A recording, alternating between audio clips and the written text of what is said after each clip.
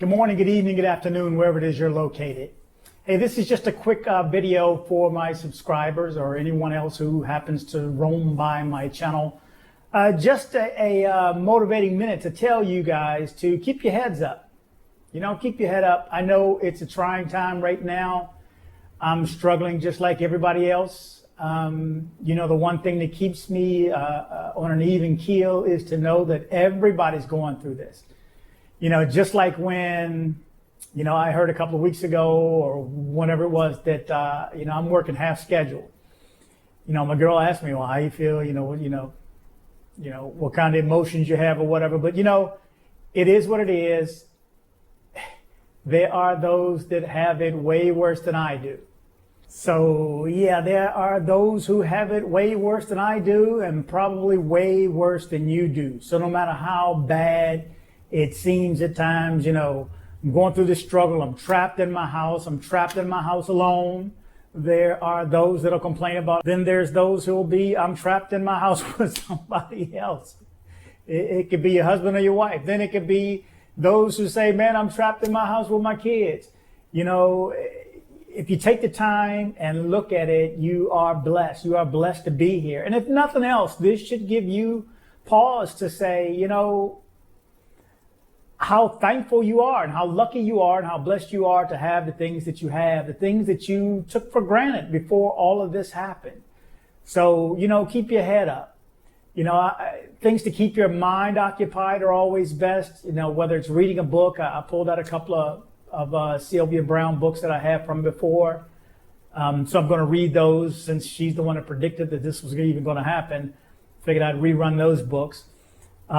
Books are good meditation. If you want to remove yourself from, I won't say from reality, but to go to another place, you can read a book and it'll take you there.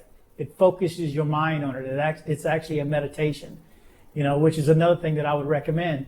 Meditating. If you do not meditate, give it a shot. It cannot hurt. It's free. You know, you sit there, you remove yourself. I'll never forget the first time I did it. You know, I thought it was like 5 minutes that I was gone, and it was like 32 minutes, I think, which was amazing for me, you know, and ever since then, I know I can always go back to center myself anyway. So keep your head up. You know, one thing, you know, I thought of this earlier, one thing my former pastor said at church, I don't go to church anymore, but the church I went here, the Baptist church I went here in Houston, Brentwood Baptist, I'll never forget one day.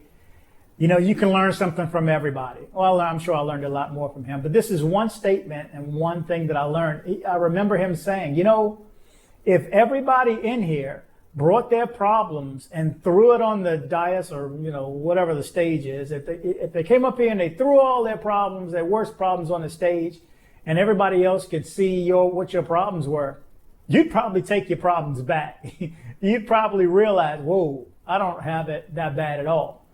You know, and being downtown, you know, I always say, you know, being downtown has its grittiness to it. Like if you saw my first video when I moved down here, it's a gritty part of town. I mean, you're not in the suburbs, you're not in the gated neighborhood or wherever. There are a lot of homeless people here. You know, and I have to see it. It's struggling. It's a struggle to watch it every day, to watch humankind struggle. So, where, you know, you want to get upset and say, oh man, this sucks. I'm trapped at home, man. What you got issues, you trapped at home. Man, there are people with no money, with no home. So, and this virus. So sit back, feel blessed, keep your mind occupied, stay positive. There's not a day, probably not a day goes by that I don't go, man, you know, I do that too for a quick moment, and woe is me. And then, you know, you just have to focus and stop. And, you know, I have a list of thank yous that I run through. You know, I'm thankful for this. I'm thankful for my mom and her health. I'm thankful for Catherine. I'm thankful for the kids. I'm thankful for Miss Phyllis. I'm thankful for my friends. I've gotten to speak to so many friends in the past week. I spoke to Mike Gormley, spoke to my cousin Mike. Spoke to Dan, my old buddy from back in the 90s. I got to speak to Dave, my old friends from way back when, my brother Doug. I got to speak to a lot of people that I hadn't had time for, my sister and my brother, who I just found out I had this brother and sister, 4 years ago. I am so blessed. I am so blessed to have these things in my life. A car that's paid for. It's just one less struggle, It's a stressful time for all of us, I know. But putting things aside, stress is something you put on yourself. You decide whether or not that's going to be a problem or not. So take it upon yourself and say, hey, it is what it is. What's going to happen next? Live like a kid. What's going to happen next? Every day should be an experiment to see what's going to happen next. It's a surprise. Is this good? Is this bad? I mean, there is no good or bad, really. I mean, it's just the perception that you put upon it. So you choose to say, oh, that's bad. You choose to say that's good. Just like a car accident, you could say, well, that's bad. But what if it's a small accident and you hop out and you're alive versus had you, not gotten that accident, you would have got hit by a truck. So everything can be put in perspective. So take a moment out of your day and just run down a list of things that you're thankful for. That's just my suggestion. But don't let this get you down. I call it Corona coping. We all have to deal with it. We're all in the same boat. Let's jump in this boat and sail and see where it's going to go. Nobody knows what's going to happen. So, stay inside, take your precautions. Don't get all paranoid, but do what you think you should do first. I was getting ready to say, do what the experts say, but they've been saying for months, don't wear masks. Now all of a sudden, okay, we've been saying for a couple of months, man, it hadn't been that long. Don't wear masks. And now it's wear mask. Well, if they'd have said wear mask a couple of months ago, you'd been better off. So, use your own brain too and your own common sense and say, wait a minute, some of this doesn't make any sense. If you want to stay positive, don't listen to those press conferences. I just stopped looking at it. I haven't watched the news, CNN. I do watch Rachel Maddow if I can catch that every once in a while. But other than that, I may pass by something and try to hear local, but don't sit there and be consumed with the news and, because you'll get that woe is me and it's so terrible and it's so stressful and, stay inside, do what you're supposed to do. The money's going to come. The government owes us our money. The government is us, really. So stay positive. Keep your head up.